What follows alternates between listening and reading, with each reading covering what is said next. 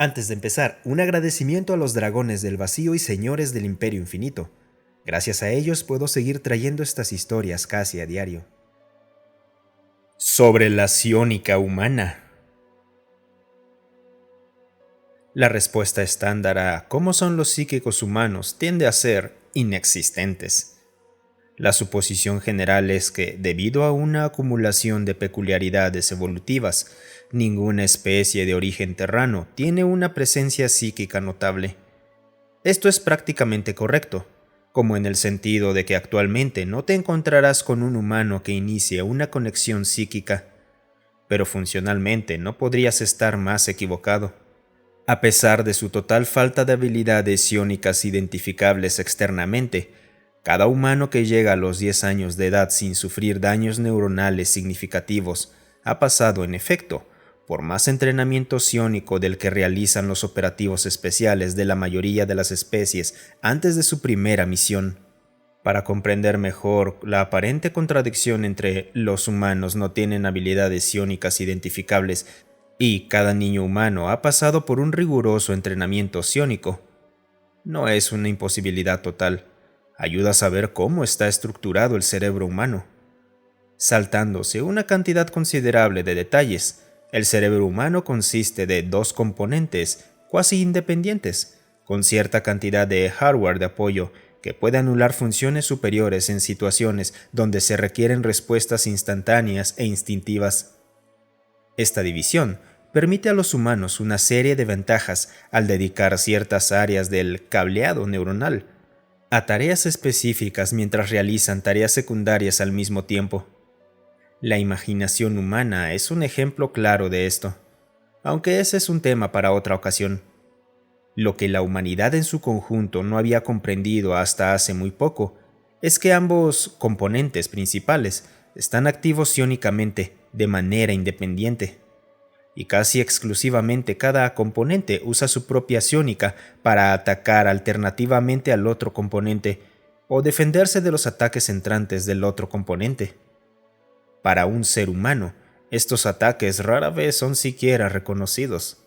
Los pocos casos en que tales ataques son notados, a menudo se descartan como el llamado del vacío, un fenómeno bastante bien documentado en la psicología humana.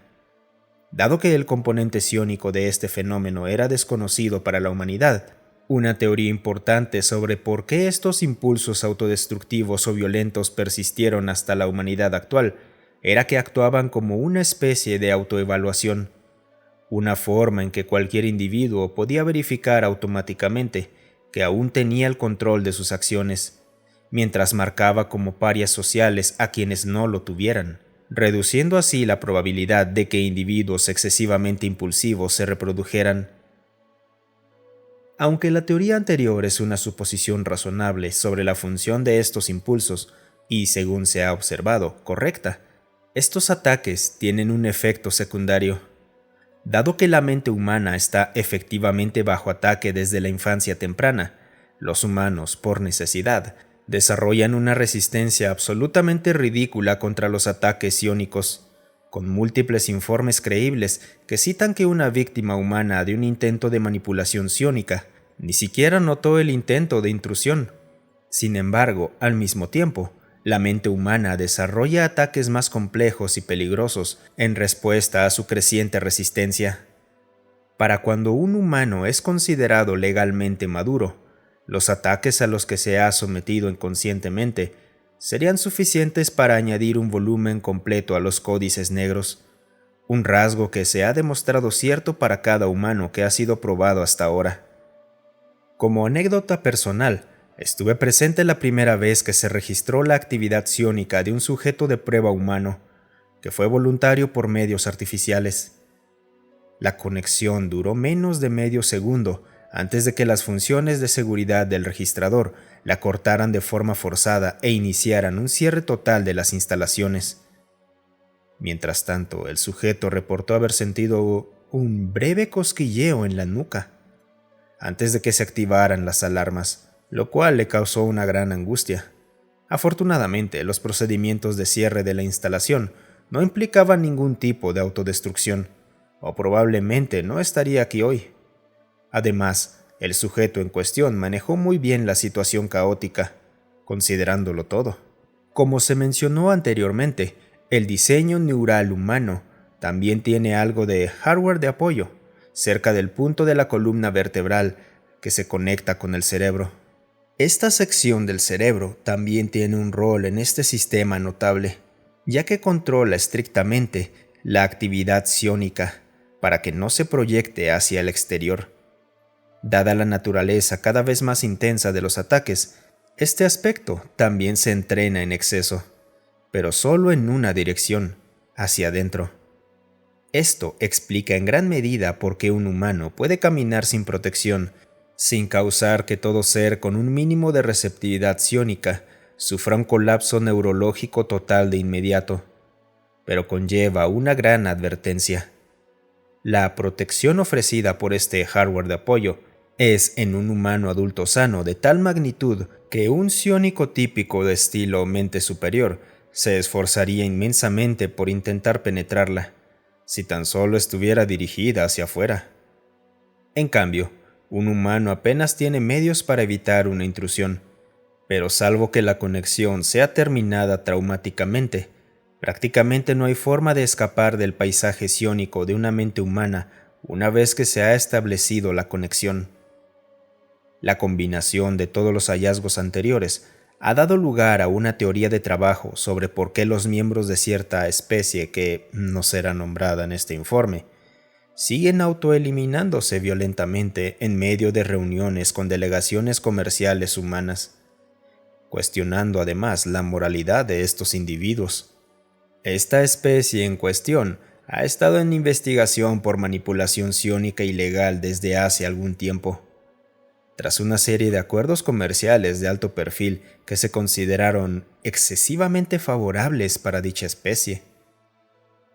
Aunque la investigación sigue en curso, los eventos de la estación Excelsis, específicamente el caso en que una delegación comercial completa intentó de repente atacar a los guardias armados presentes en la sala de negociaciones y fue terminada sumariamente en defensa propia, sugieren que en sus intentos de manipular a la delegación humana, establecieron un vínculo. Por un lado, todos sus intentos de manipulación fallaron, mientras que romper la conexión habría tenido consecuencias que no podrían haber simplemente ignorado. Por otro lado, uno de los delegados humanos reportó haber tenido un momento de llamado del vacío, cuando en un momento de distracción miró a uno de los guardias. Según el informe del delegado en cuestión, se preguntó brevemente si podría arrebatarle el arma al guardia antes de recibir un disparo, pero descartó esta idea como una de esas tonterías que tu mente inventa cuando estás aburrido. Como nota aparte, el delegado en cuestión tenía un rol secundario que a menudo implicaba esperar instrucciones, y comentó que a veces se entretenía con escenarios improbables.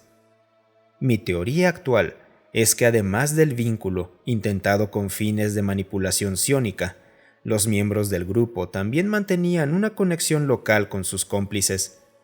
Cuando ocurrió el pensamiento anterior, se propagó a través de estas conexiones, hasta que un impulso posterior anuló el autocontrol de la delegación comercial y los obligó a actuar según esta idea, lo que llevó a los trágicos eventos. Como nota personal, quiero enfatizar que ninguno de los eventos anteriores estuvieron bajo control consciente de los individuos humanos presentes en la escena. Primero, los humanos no tienen ni conciencia ni control sobre el asalto implacable al que se someten, y su estado natural ya impide que otros se vean afectados innecesariamente. Segundo, como se demostró de manera no intencionada, las únicas habilidades psiónicas comunes de la humanidad son exclusivamente reactivas.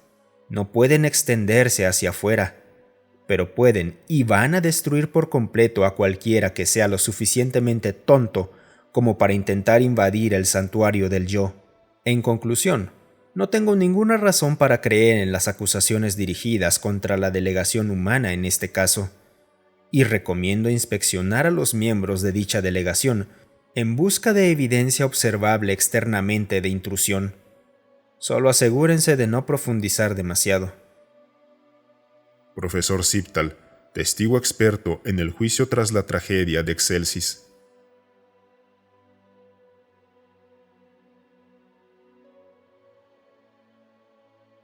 Y como siempre chicos, muchísimas gracias por quedarse hasta el final. Es interesante porque realmente no sabemos completamente cómo funciona nuestro cerebro. La ciencia apenas está empezando a entenderlo.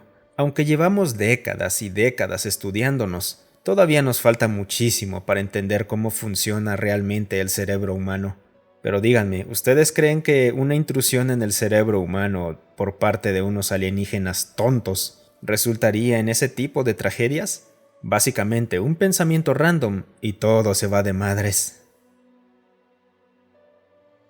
Muchas gracias por escucharme. Si te gustó el video, considera darle un me gusta y dejar un comentario para alimentar al algoritmo.